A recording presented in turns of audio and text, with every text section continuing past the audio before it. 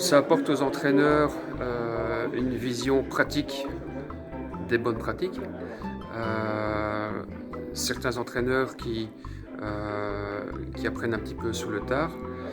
Et je crois que dans tous les clubs, quels qu'ils soient labellisés, que ce soit des 1 étoile ou des 3 étoiles, au sein de ces clubs, il y a des entraîneurs novices qui apprennent et pour qui c'est très très important qu'on leur démontre les bonnes pratiques. Que ce soit également la CFF qui démontre ces bonnes pratiques, c'est également une bonne chose. Alors pour les joueurs, inévitablement, si les cadres sont mieux formés, eh bien, ils sont mieux à même à fournir un enseignement adéquat aux petits.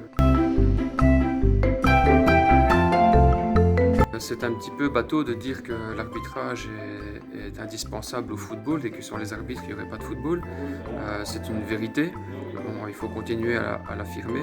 Maintenant que ce soit Monsieur Boucaud qui soit le porte-drapeau de ce projet, évidemment, ça incite naturellement à l'adhésion.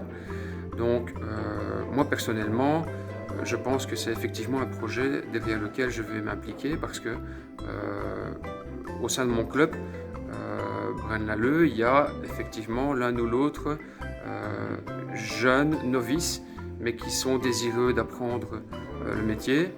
Et quand je vais rentrer demain au club en leur disant que c'est une formation dans laquelle ils auront l'occasion de côtoyer M. Boucaud, d'une manière ou d'une autre, eh bien, je suis certain que ça va les motiver.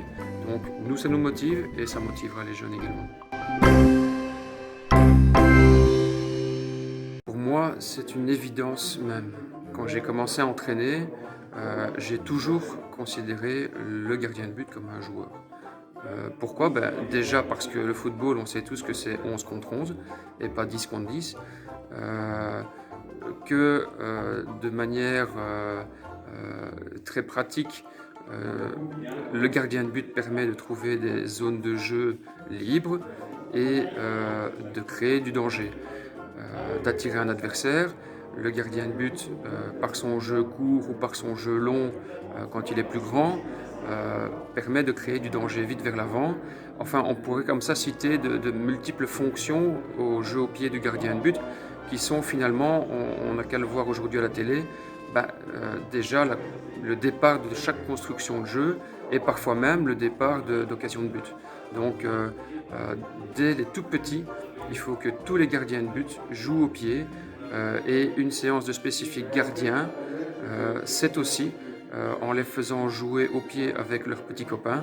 C'est une séance de spécifique, on l'oublie, on oublie que le spécifique c'est pas toujours avec les gants en main, mais une participation dans le jeu, surtout je pense au foot à 8 contre 8, pour moi c'est une séance de spécifique pour nos gardiens de but, donc c'est très très important.